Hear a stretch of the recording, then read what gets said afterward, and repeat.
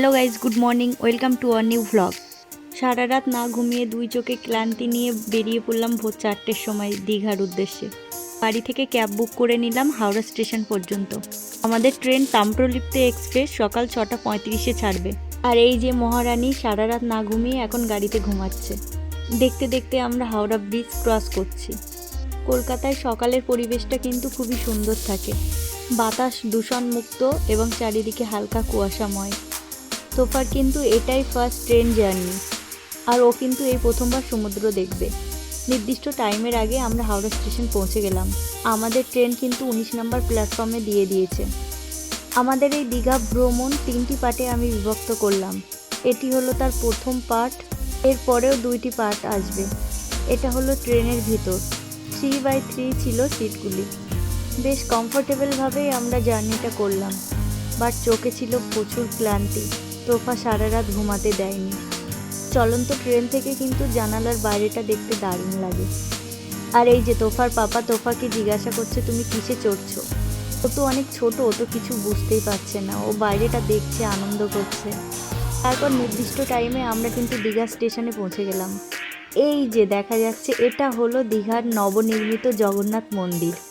এটা দীঘা স্টেশন থেকে ক্লিয়ার দেখা যায়। দীঘা পৌঁছে আমরা কিন্তু হোটেল নিয়ে নিলাম। তারপর হোটেলে ফ্রেশ হয়ে আমরা বাইরে বেরিয়ে পড়লাম লাঞ্চের জন্য। লাঞ্চ তো করবই, প্রথমেই ভাবলাম সমুদ্র দেখে আসি আগে। আমরা প্রথমেই হাঁটতে হাঁটতে সমুদ্রে পৌঁছে গেলাম। এটাই তোফার প্রথম সমুদ্র দর্শন। আমরা কিন্তু অফ সিজনে এসেছি, তাও এত ভিড়। কলকাতাতে এখন মোটামুটি ভালোই ঠান্ডা আছে, বাট এখানকার ওয়েদার একটু অন্যরকম, ঠান্ডা একটু কমই আছে। তোফা ওর পাপার কোলে সমুদ্র দেখে কিন্তু খুবই আনন্দ করছিল। আমরা যে হোটেলটা নিয়েছি সেটা কিন্তু সমুদ্রের একেবারেই ধারে। এরপর একটা রেস্টুরেন্টে চলে গেলাম লাঞ্চের জন্য। একটা এগ থালি এবং একটা চিকেন বিরিয়ানি নিলাম। রেস্টুরেন্টটা খুবই সুন্দরভাবে সাজানো গোছানো। আর তোফার পাপা তোফাকে নিয়ে খেলা করছে, আমি খাচ্ছি। আমি প্রথমে খাচ্ছি কারণ এইভাবে আমাদের খেতে হয়, একজন খেতে হয়, একজন তোফাকে ধরতে হয়। এটাই হলো রেস্টুরেন্টের বাইরের সাইড, জায়কা ক্যাব ভার্সেস রেস্টুরেন্ট। আর এর ঠিক সামনেই এই রেস্টুরেন্টের কিচেন আছে। তারপর হোটেলে ফিরে একটু রেস্ট নিয়ে আবার বেরিয়ে পড়লাম বিকালে সমুদ্রের পাড়ে যাওয়ার জন্য। আমরা যে হোটেলটা নিয়েছি এটার নাম হলো হোটেল রিয়াদ। এটাই হলো বাইরের ভিউ। হোটেলটি সমুদ্রের কাছাকাছি হওয়ায় আমাদের কিন্তু হেঁটে সমুদ্রে যেতে খুবই সুবিধা হচ্ছে। আজকে আমরা কিন্তু বাইরে কোথাও ঘুরতে যাব না, সমুদ্রের আশপাশগুলো ঘুরে দেখব আর এখানকার দোকান পাশারিগুলো দেখব। যেহেতু অনেক টায়ার্ড, তাই আজকে তাড়াতাড়ি খেয়ে শুয়ে পড়বো। তো সমুদ্রের ধারে এসে এই বাবলসটা নিলাম তোফার জন্য। পাপা কিন্তু এগুলো উড়িয়ে দেখাচ্ছে ওকে। সমুদ্রের ধারে কিন্তু এই গাড়িগুলো অনেক বাচ্চারা চড়ছে, 100 টাকা করে নিচ্ছে। তোফা কিন্তু আগে এই গাড়িগুলি কখনোই চড়েনি, কারণ ও এখন অনেক ছোট, ও বসে ঠিকভাবে ধরতে পারে না এখনও। তারপর এই বাচ্চাটিকে দেখে ও কিন্তু তারপর রাজি হলো গাড়ি চড়তে। কোমরে বেল্ট পরিয়ে দিয়েছে, কিন্তু ও ঠিকভাবে স্টিয়ারিং ধরছে না তাই। তারপর চড়ার পর ও কিন্তু খুবই মজা পেলো, তারপরে তো নামতেই চাইছিল না। তারপর ওকে গাড়ি থেকে নামিয়ে আমরা এগ চিকেন রোল খেলাম। তারপর আবারও হাঁটতে হাঁটতে সমুদ্রের কাছে চলে গেলাম, সমুদ্রকে আরও কাছে থেকে দেখার জন্য।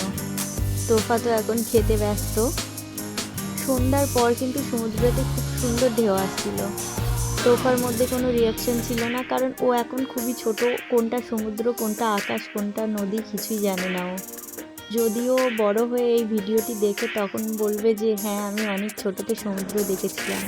তারপর তো তোফার পাপা তোফাকে কাঁধে করে নিয়ে এইভাবে ঘুরছিল। সমুদ্রের পাড়ে ঠান্ডা ঠান্ডা হাওয়াতে এইভাবে হাঁটতে কিন্তু দারুণ লাগছিল। এরপর সমুদ্রের পাশে কিছু স্টল ছিল, সেগুলো দেখছিলাম আমরা। অনেক রকম মাছ আছে সেখানে, কিন্তু অনেক কিছুর দোকান আছে।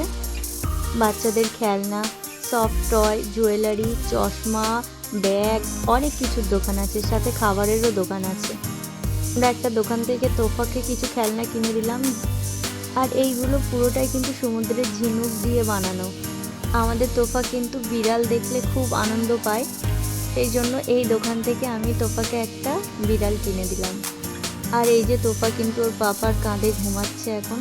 হোটেলের দিকে যেতে যেতে এই একটা মলে দেখলাম 50% অফ দিচ্ছে, তাই ভিতরে ঢুকে পড়লাম একটু দেখার জন্য। জাস্ট উইন্টার কালেকশানের উপর 50% অফ দিচ্ছে। তারপর হাঁটতে হাঁটতে আমরা আমাদের হোটেলের দিকে চলে আসলাম। আজকে যেহেতু আমরা অনেক টায়ার্ড, সেই জন্য তাড়াতাড়ি ডিনার করে তাড়াতাড়ি ঘুমিয়ে পড়ব। আর কাল সকাল সকাল উঠেই আমরা মোহনাতে ঘুরতে যাব। হোটেলে ফিরেই তোফা কিন্তু সেই বিড়ালটা নিয়ে খেলা করছে। তোফা কিছু খেতে না চাইলে আমি যদি ম্যাও বলি তাহলে ও কিন্তু খেতে চায়, সেই জন্যই বিড়ালটা আমাদের নেওয়া। তারপর সাথে আরও 2-3টি খেলনা নিয়েছিলাম, সেগুলো ও সব দেখছে আর খুব আনন্দ করছে। আমরা ডিনার কিন্তু হোটেলেই করব সেটা বলে গিয়েছিলাম। এই যে আমরা কিন্তু এগ থালি নিয়ে নিলাম 2টো। আজকে ভিডিওটি এখানেই শেষ করছি।